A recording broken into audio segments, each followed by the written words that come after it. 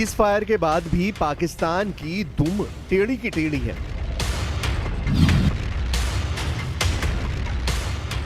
Cease fire के बाद भी शहबाज शरीफ और जनरल आसिम मुनीर अपने एजेंडे पर कायम है।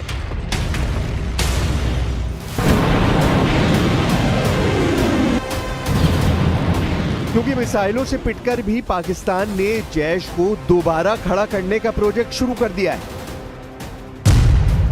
यह है जनरल आसिम मुनीर का project Bahawalpur extension. Bahawalpur extension यानी आतंकी गुट जैश को फिर से तैयार करने का मिशन। मसूद अजहर को पाकिस्तान की सरकार देगी 14 करोड़ रुपए, जिससे वो फिर से खड़ा करेगा अपना आतंक का साम्राज्य।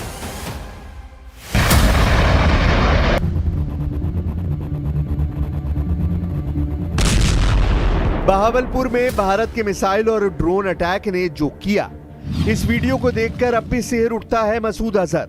बहावलपुर में जैश के अड्डे के कोने कोने तक तबाही के दस्तखत देखे जा सकते हैं। हर चोट पर उस सजा का नाम लिखा है जिसके जख्म भारत ने पहलगाम आतंकी हमले के बाद मसूद अजहर को दी है।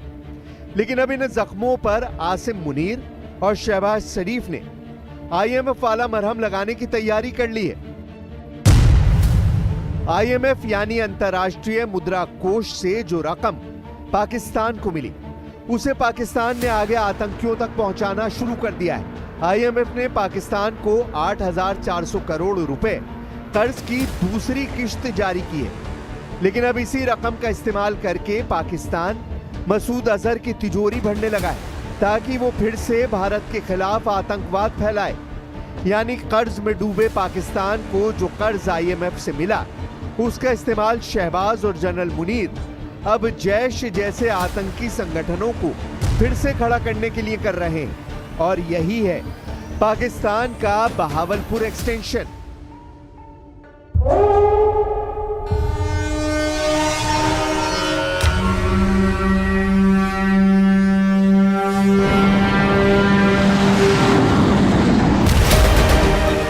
मई को भारत ने पाकिस्तान और पाक अधिकृत कश्मीर में 9 आतंकी अड्डों पर बमबारी की थी।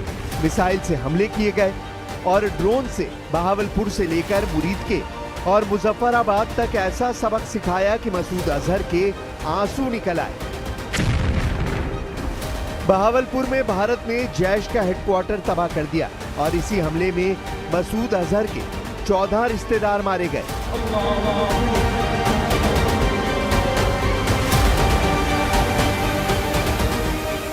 ये बात खुद मसूद अजहर ने कबूली है कि मरने वालों में उसकी बड़ी बहन और बहनोई, एक भतीजा और उसकी पत्नी, एक भतीजी और उसके परिवार के 5 बच्चे शामिल थे।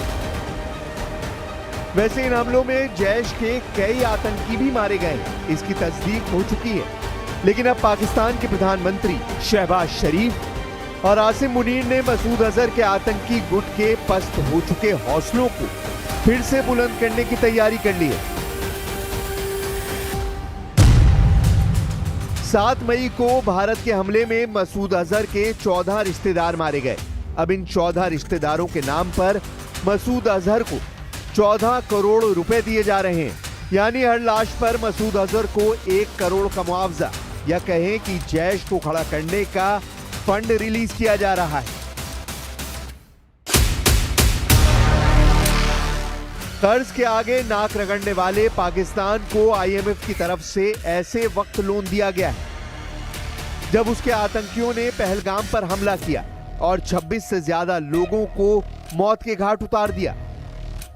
भारत ने IMF की इस मीटिंग में न रहने का फैसला किया था जिसमें पाकिस्तान को कर्ज देने का फैसला किया गया। 1958 से अब तक पाकिस्तान IMF से 25 बार कर्ज ले चुका है।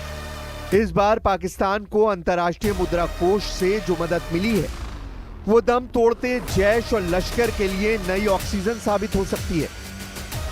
पाकिस्तान जैसे देश को ऐसे वक्त में कर्ज देना वाकई में बहावलपुर और मुरीद के एक्सटेंशन प्रोजेक्ट की फंडिंग कही जाएगी। हालांकि जो मार पाकिस्तान को पड़ी है, उस सदमे से बाहर निकलने में उसे अभी वक्त लगेगा। वो IMF की रकम से अपने तबाह हो चुके एयरबेस की मरम्मत भी कराएगा। और मसूद अजहर और हाफिज सईद जैसे आतंकियों को मुआवजा भी दिलवाएगा।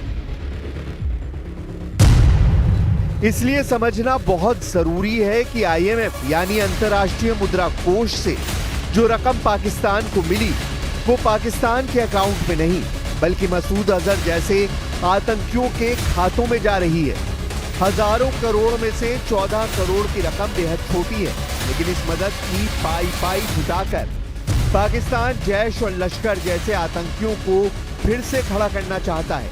यही पाकिस्तान का बहावलपुर एक्सटेंशन है और इसी के लिए वो उस नुकसान की भरपाई करना चाहता है जो उसको भारत ने पहुंचाया है।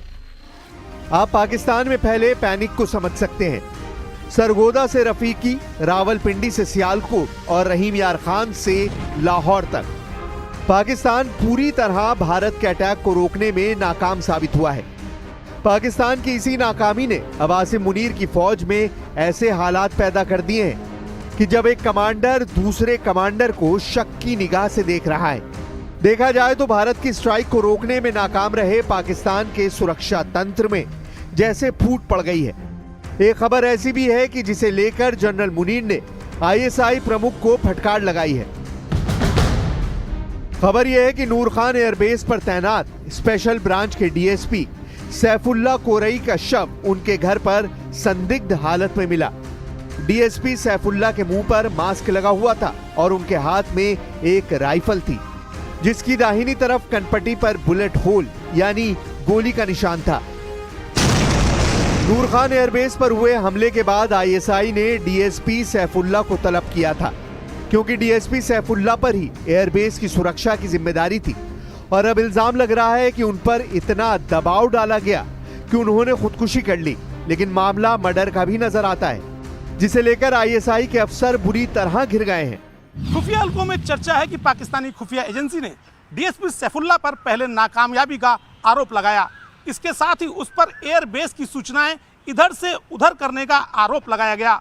अपनी नाकामयाबी को छुपाने के लिए पाकिस्तानी खुफिया एजेंसी ने सैफुल्ला की हत्या कर दी और मामले को आत्महत्या में बदल दिया। जल्द ही पाकिस्तान में कुछ ऐसे और अधिकारी आत्महत्या कर सकते हैं।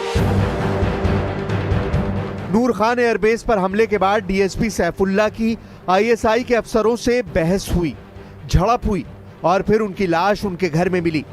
कुल मिलाकर पाकिस्तान में हुई स्ट्राइक ने वहां के एयर डिफेंस से लेकर खुफिया तंत्र और तमाम तरीके की सुरक्षा की पोल खोलकर रख दी है।